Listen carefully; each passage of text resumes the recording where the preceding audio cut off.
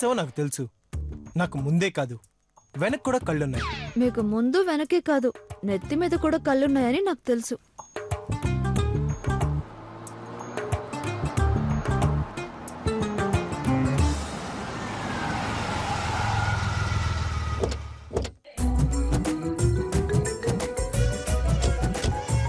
పార్దు,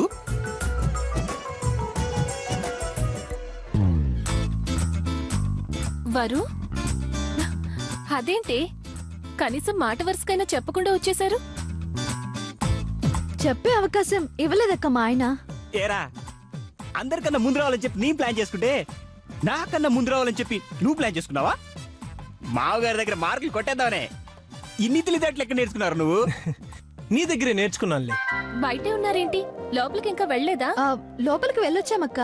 ఆయన బయలుదేరుతుంటే బయట దాకా వచ్చాను. అదేంటి మీరు రావడం లేదా? రేయ్, ఎక్కడికి వెళ్తావరా? మావగారి కల్లుళ్ళైనా కొడుకులైనా మనే కదా. రారా, చెరుకు లుంగి కట్టుకొని తలకు పంచేద్దాం. నువ్వు మామిడాకులు కట్టు, నీ బంతిపూలు కడతా. నువ్వు సరుకులు తెచ్చిపెట్టు, నేను వంట చక్కగా చూసుకుంటా. ఇంతకీ ఈ పొడి ఏం తిందా ఉంటావు? లోపలికి వచ్చి చెప్తా, ముందు నువ్వు వెళ్ళి లుంగి కట్టుకో. రాబోద్దమ్మీ, అవతల మన గోల్డెన్ పనులున్నాయి. పాపం మావగారు ఎంత టెన్షన్ పడుతున్నా ఏంటో. పద పద దా.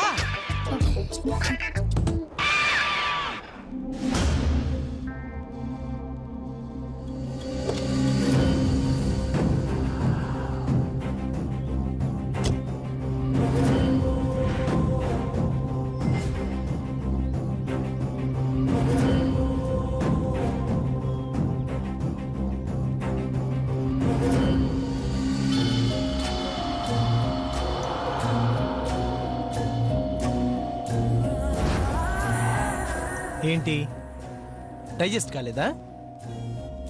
అవునండి, 2 రోజులేగా. ఎలాగో అడ్జస్ట్ అయిపోయి ఫంక్షన్ అవ్వగానే వచ్చేస్తాను. నువ్వు తప్పుగా అర్థం చేసుకున్నావు. 2 రోజులు కాదు, నువ్వు జీవితాంతం ఉండాల్సింది ఇక్కడే. ఊరుకోండి జోకులు.